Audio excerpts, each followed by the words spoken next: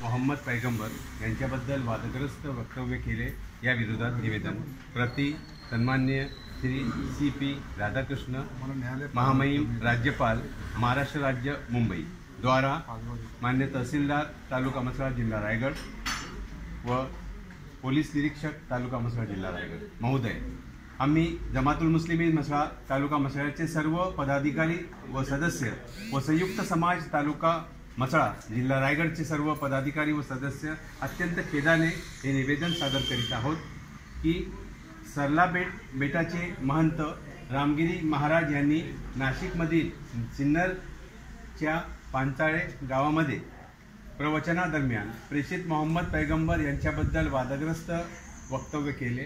रामगिरी महाराज यांनी नाशिक जिल्ह्यातील मौजे पांचालेमध्ये येथे 15 ऑगस्ट रोजी प्रवचन आयोजित केले होते। यावेळी त्यांनी जनतेला उद्देशून बेछूट आणि बेताल वक्तव्य केले व धार्मिक भावना दुखावल्या आहेत। इस्लाममध्ये पैगंबर मोहम्मद यांचे स्थान हे सर्व मुसलमानांसाठी अत्यंत आदरणीय आहे। कोणताही मुसलमान मोहम्मद सल्लल्लाहु अलैहि वसल्लम यांच्या विषयी किंवा यांच्या विरुद्ध एकही वादग्रस्त शब्द ऐकू शकत नाही। रामगिरी महाराजांनी जाणीवपूर्वक जातीय तेढ निर्माण करण्यासाठी, तणाव वाढविण्यासाठी आणि राष्ट्रीय अखंडतेला धक्का पोचविण्यासाठी हे वक्तव्य केले आहे।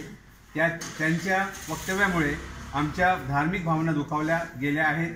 छत्रपती संभाजीनगर, नाशिक, जळगाव, अहमदनगर तसेच महाराष्ट्रातील अनेक जिल्ह्यांमध्ये जातीय तणाव निर्माण झाला आहे। आम्ही मसळा तालुक्यातील मुस्लिम बांधव त्यांच्या कृत्याचा तीव्र निषेध करतो।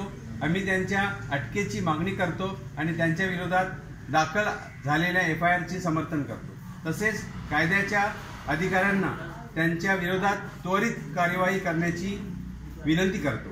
महाराष्ट्र सरकारने त्यांच्या विरोधात कठोर पावले उचलावीत अशी आमची विनंती आहे। हे निवेदन मसळा तालुक्याचे मान्य तहसीलदार साहेब यांच्यामार्फत रायगड जिल्ह्याचे आदरणीय जिल्हाधिकारी यांना पाठविण्यात येत आहे। आम्हाला दृढ विश्वास आहे की आमच्या भावना आणि आमचे म्हणणे सरकार आणि कायद्याच्या प्राधिकरणाकडे पोहोचवण्यात येतील आणि महंत रामगिरी महाराज यांच्यावर तत्काळ कारवाई करण्यात येईल। आपले विश्वासू अध्यक्ष व सर्व पदाधिकारी व सदस्य, संयुक्त समाज तालुका मसळा जिल्हा रायगड आणि जमातुल मुस्लिमीन मसळा तालुका मसळा जिल्हा रायगड।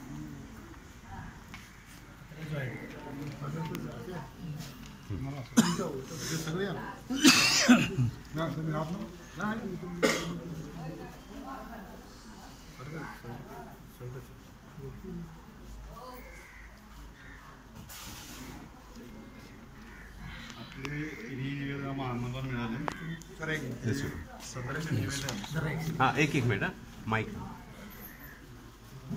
आपण जे तिन्ही निवेदन दिलेले आहे ते आम्हाला मिळाले। सदरची सर्व निवेदनं आणि आपल्या भावना शासनापर्यंत पोहोचवण्याचं कार्य तात्काळ केलं जाईल। आपण सर्वांनी शांततामयरित्या हे निवेदन दिलं त्यासाठी प्रशासनाकडून आपले आभार मानतो। धन्यवाद। धन्यवाद। थँक्यू।